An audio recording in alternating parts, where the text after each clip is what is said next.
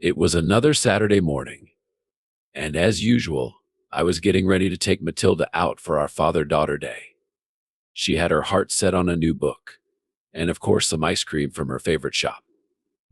Alice had already left for her shift at the hospital, so it was just Matilda and me.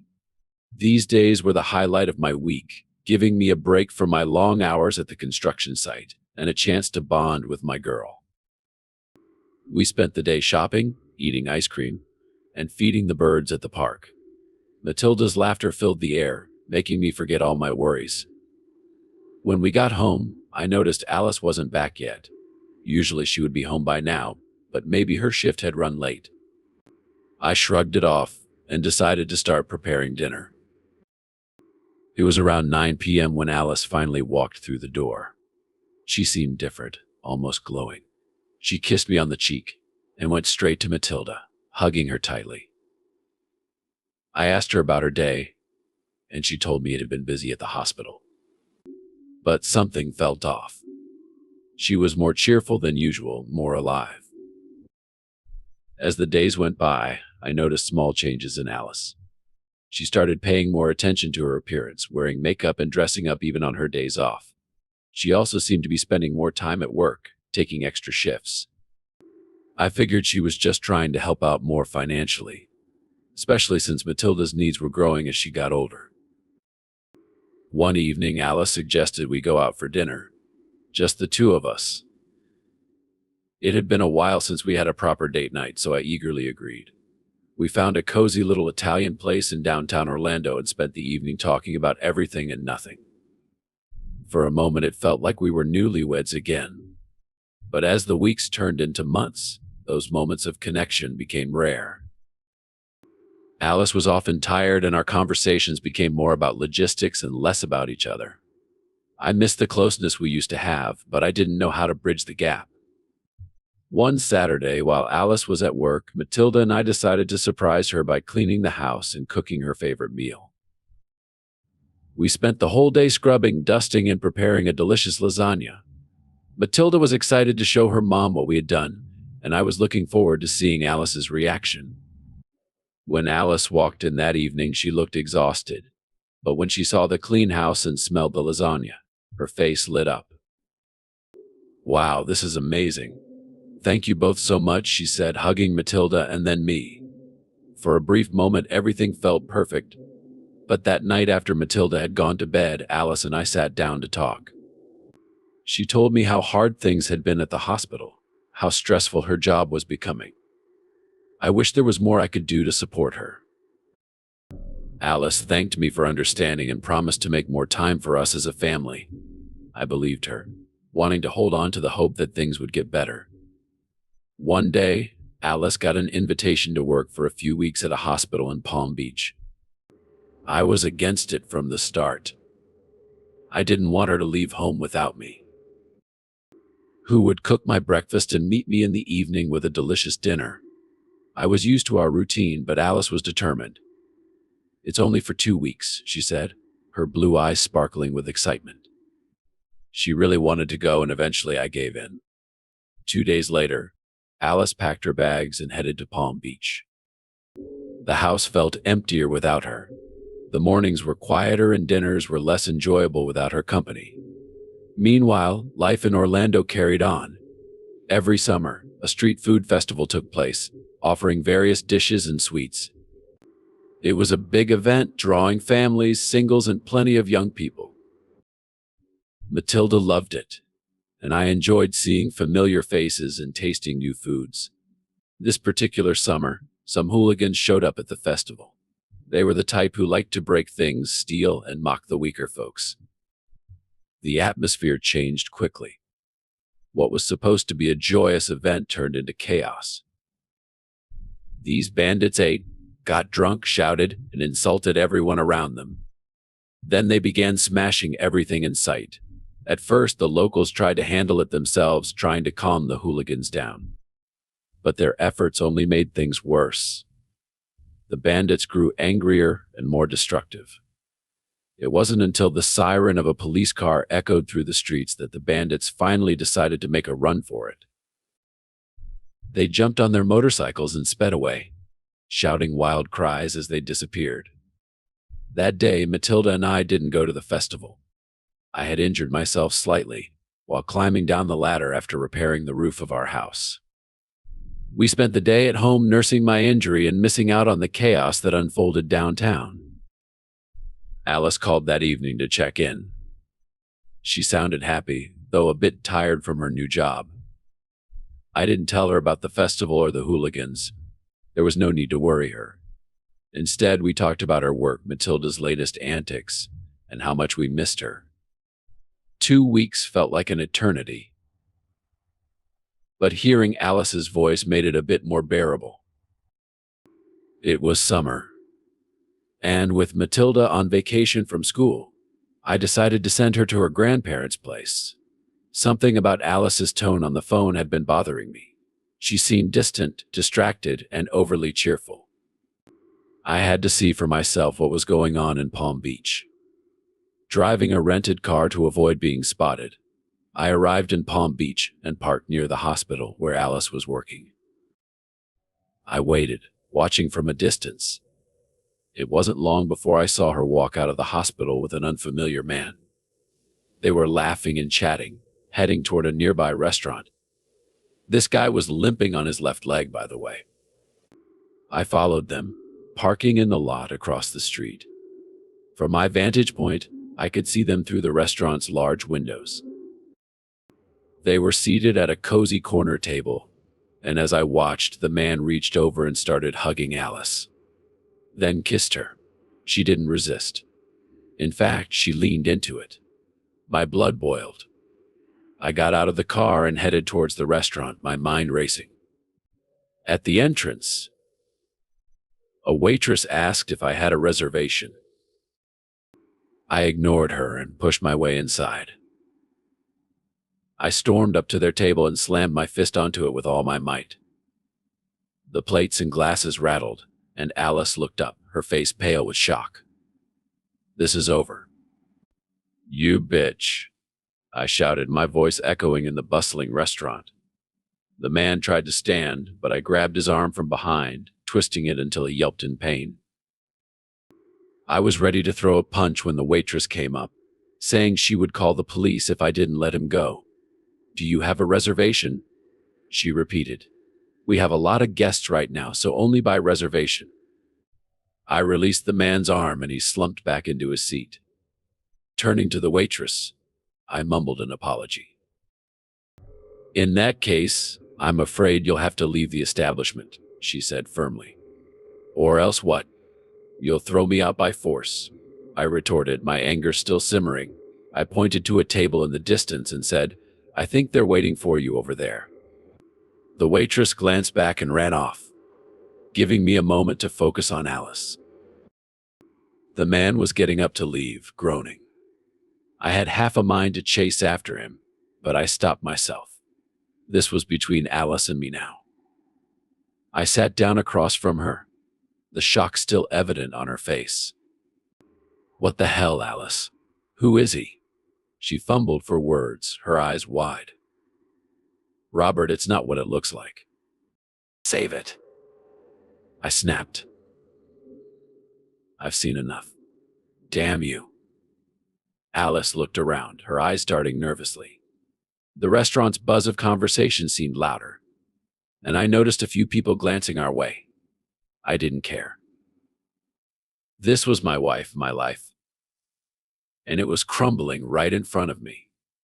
"Robert, please, let's go somewhere private and talk," she pleaded, her voice shaky. I took a deep breath, trying to calm the rage inside me. "Fine, let's go." We left the restaurant, Alice walking ahead of me. I could see the fear and confusion in her steps. We got into the car and drove in silence, heading back to her temporary apartment.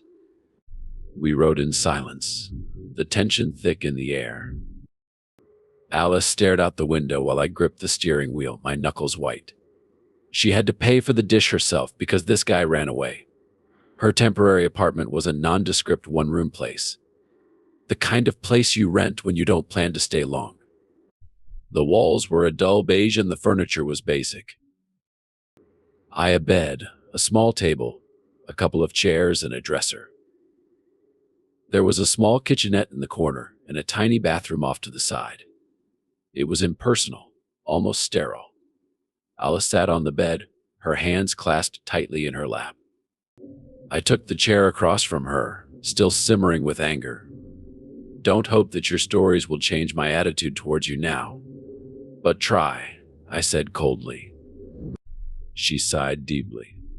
Robert, the day I arrived in Palm Beach, a man was brought into the hospital. He was a victim of a tiger shark attack. He was a surfer, and he was lucky.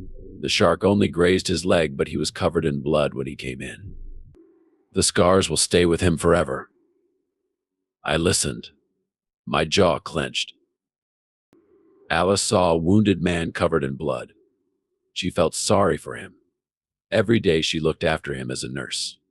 But their relationship began to develop rapidly. She fell in love with him. A week later, he was discharged. She came to his home. They met in a restaurant. Although he was out of the hospital, he was young and strong. He was only 32. His name was Johnny. He made her laugh and gave her flowers. I tried to push away the image of them together, but it was impossible. I felt a bitter taste in my mouth. Flowers, great, just great. Alice's eyes welled up with tears. I know I betrayed you, but it wasn't planned, it just happened. I felt alive for the first time in years. Johnny made me feel special, wanted. Her words hit me like a hammer. This wasn't just a fling, she had fallen for this guy. I leaned back in the chair, struggling to process everything. Alice, you're telling me you fell in love with some guy in a week? She nodded, tears streaming down her face. Yes, Robert, I'm so sorry. I didn't mean for any of this to happen. It just did. I looked at her, seeing the remorse in her eyes, but as I said, this story didn't change my attitude towards her. Well, I sat there for a while, the weight of Alice's words pressing down on me. The silence between us was suffocating. Eventually, I stood up, ready to leave. Alice looked up at me, her eyes pleading. And what now? She asked, her voice trembling. Without emotion, I replied, in any case, I don't believe in love at first sight. I thought I proved my love for you through all the best times we spent together. Since you did this, then go to hell. She started to say something, but I was already out the door. I got back in the car and drove away, my mind racing with anger and betrayal. The drive back to Orlando felt like an eternity. The road stretched out before me, dark and empty, reflecting the void inside me. As I navigated the dark, empty road, I saw a commotion on the side of the highway. Several cars had pulled over and people were gathered around looking frantic. I slowed down and pulled over to see what was going on. A young woman lay on the ground, her face pale and her breathing shallow. A man knelt beside her, pressing a jacket to a wound on her side. She's been stabbed, he said, his voice shaking. We need to get her to a hospital. Without hesitation, I jumped back into my car and drove closer. Get her in, I said. The man and another bystander carefully lifted her into the back seat, and I sped off toward the nearest hospital, adrenaline pumping through my veins. The woman moaned softly in the back seat, and I kept glancing at her in the rearview mirror. The man who had been helping her was now in the passenger seat, holding her hand and whispering words of reassurance. What happened? I asked. My mind momentarily distracted from my own problems. She was attacked in a rest area. I don't know who did it. It was chaos, he explained. Thank you for stopping. We reached the hospital and I rushed inside to get help. Nurses and doctors quickly took over. For whisking the woman away on a stretcher, the man thanked me profusely, tears in his eyes.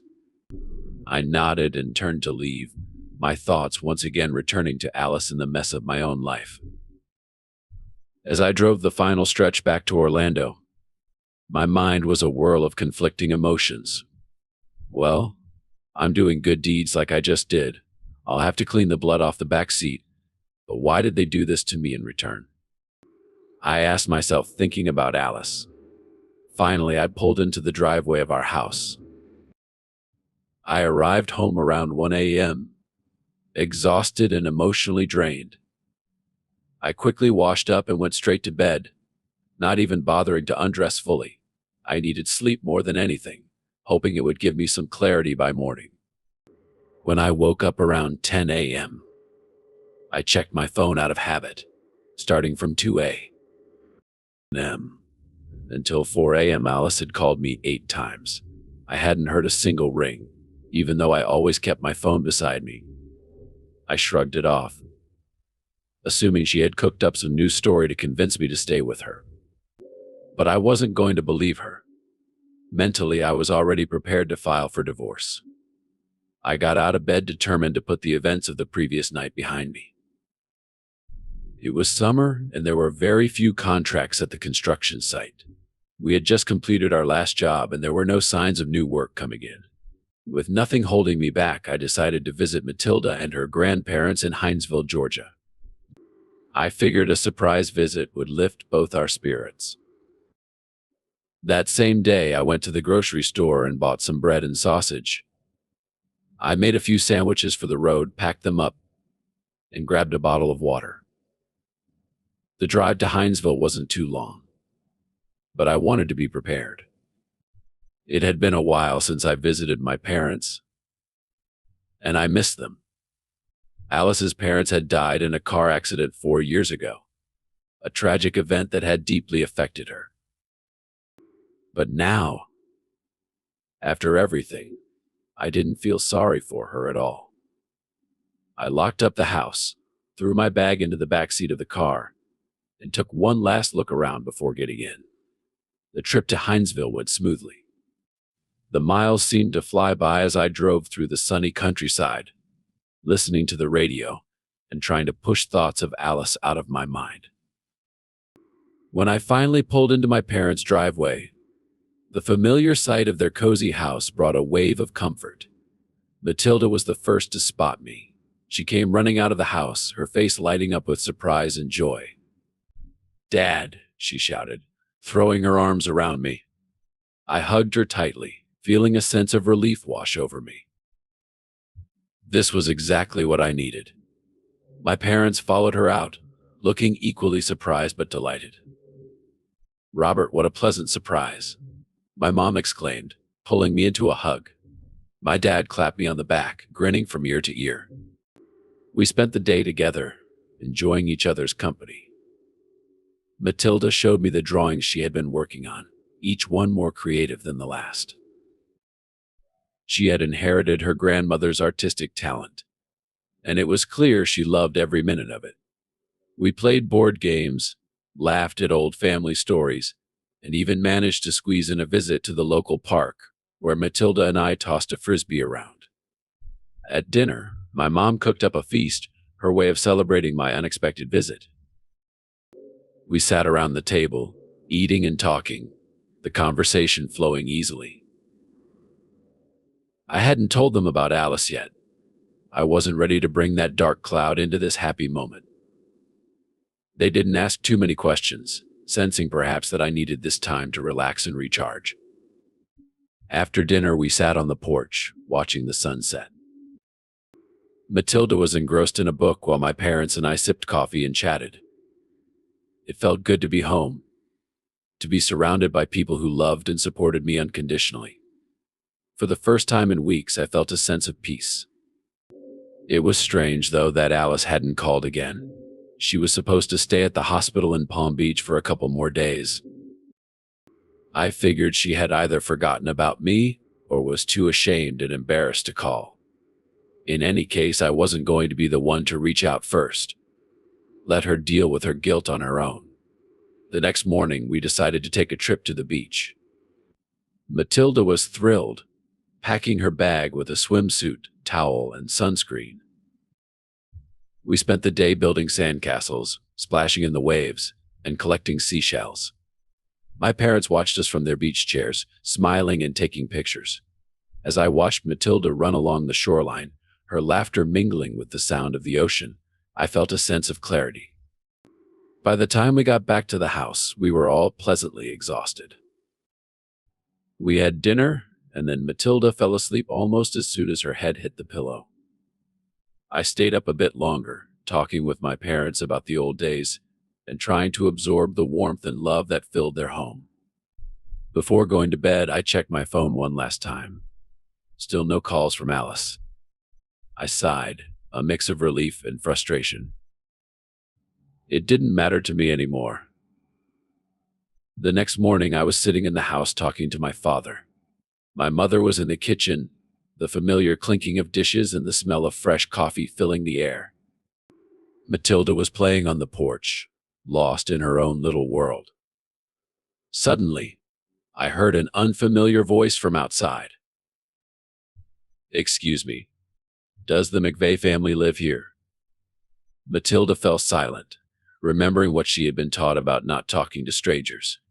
Without thinking twice, I stood up and walked to the porch. "Matilda, go inside," I said firmly. She nodded and hurried indoors. The man standing at the edge of the porch seemed vaguely familiar. As he saw me, he asked, "Robert McVeigh?" "Yes, it's me." "What's the matter?" At first his voice and face didn't register, but then it guessed that I had seen him somewhere before, or someone very similar to him. He seemed uneasy, almost hesitant. "I'm David Hartman." He introduced himself. "I'm Johnny's brother." My heart skipped a beat. Johnny, the man Alice had been seeing. "What do you want?" I asked, trying to keep my voice steady. David looked around nervously. "Can we talk inside?" The mention of her name sent a chill down my spine. I nodded and led him into the house. We sat down in the living room and I braced myself for whatever he was about to say. "Last night there was an incident," David began. "Johnny and Alice were together when it happened." "What happened?" I demanded. David took a deep breath. "Well, both of them were attacked. Someone broke into Johnny's place. He tried to fight them off, however, got mortal injuries. He was stabbed. Alice called 911, but by the time they got there, it was too late. He didn't make it." I felt a mix of shock and anger. "He passed." "What about Alice?" I asked, my voice low. "She's in the hospital. She was hurt, but not as badly. She's been trying to reach you." "Shit," I replied.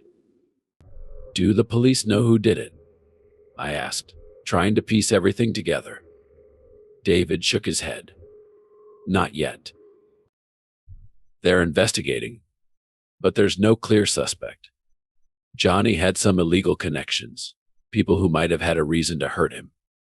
I stood up, needing to move. To think. My father, who had been quietly listening, put a hand on my shoulder. "Son, anything I can help with?" "I need to see Alice," I said, the words coming out before I had fully thought them through. "At least make sure she's more or less okay." David nodded. "I can take you to the hospital. It's about a 6-hour drive from here." I turned to my father. "Dad, you and Mom stay with Matilda. I'll go alone." "Sure. Good luck to you," he said as he went into the room where Matilda was playing. I grabbed my keys and followed David to his car.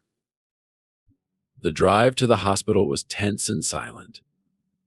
When we arrived at the hospital, David led me to Alice's room. She was lying in bed, looking pale and frail.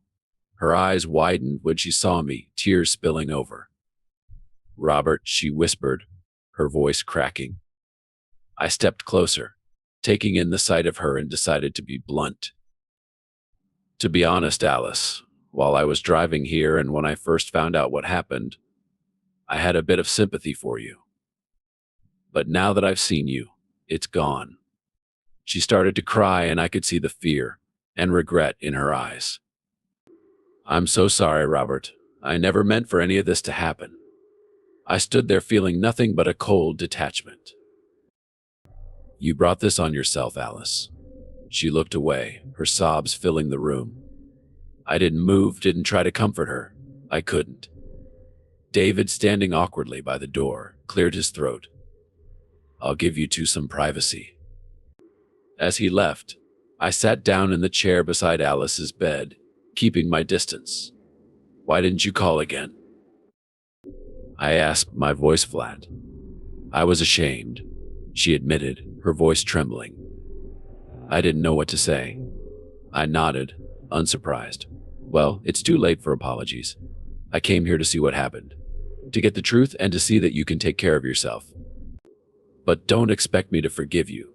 She looked up at me, her eyes pleading. "Robert, please, I save it, Alice," I interrupted. "You made your bed, now lie in it." After these harsh words, a doctor walked into the room. I turned to him, eager to get some answers. "How is she doing?" I asked, trying to keep my voice neutral. The doctor gave me a reassuring nod. She received several blows, but only one of them was serious. "We've already taken care of it. She's going to be fine." Realizing that Alice was out of danger, I felt a strange mix of relief and resignation. "Thank you for saving her life," I said to the doctor. Then, turning back to Alice, I added goodbye. Without waiting for her response, I walked out of the room.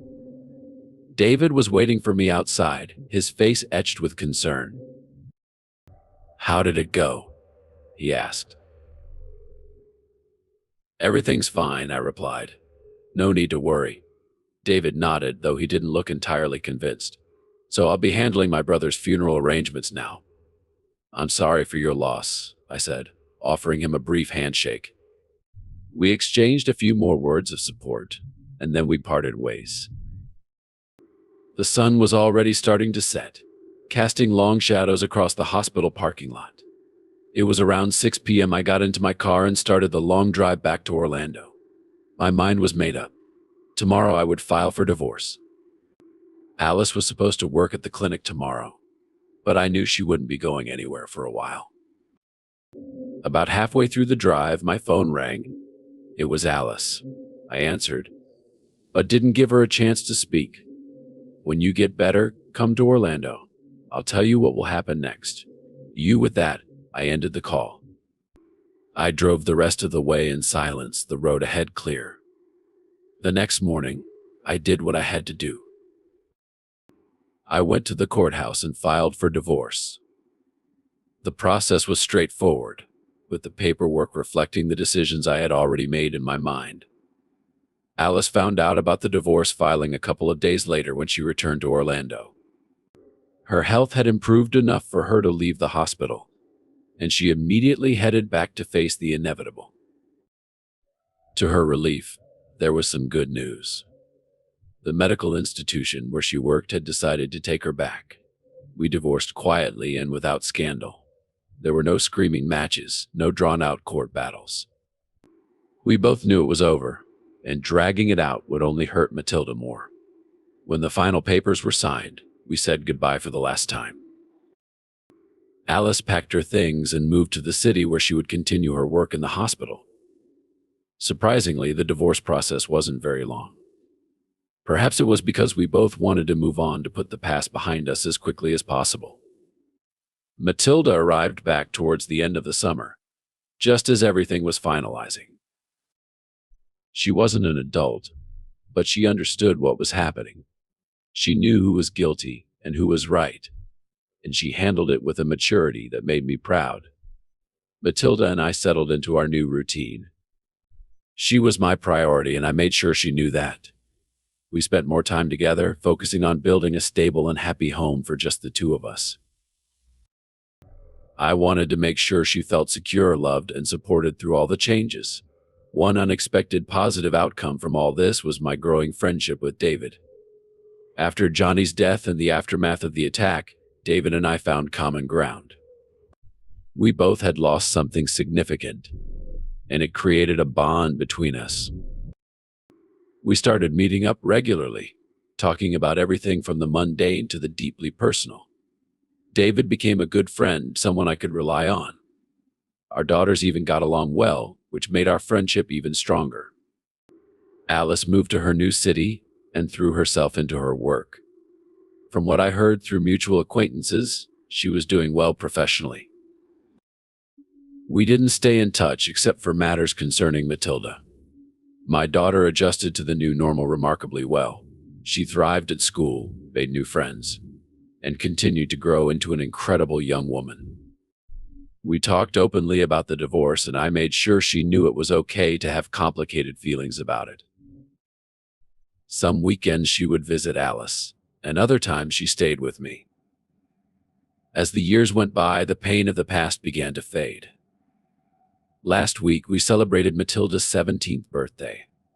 It was a small, joyful gathering with close friends and family. She's grown into a gorgeous young lady, and I'm so proud of her. Seeing her surrounded by people who love and support her, I realized how far we've come since those dark days. During the celebration, I found out that Alice has a boyfriend. They've been dating for several months. It's strange to think of her moving on, but it didn't bother me as much as I thought it would. I guess I've made my peace with the past. As for me, I haven't had anyone in my life since the divorce. I'm not sure if I ever will. I don't know if there is love after 40. What do you think?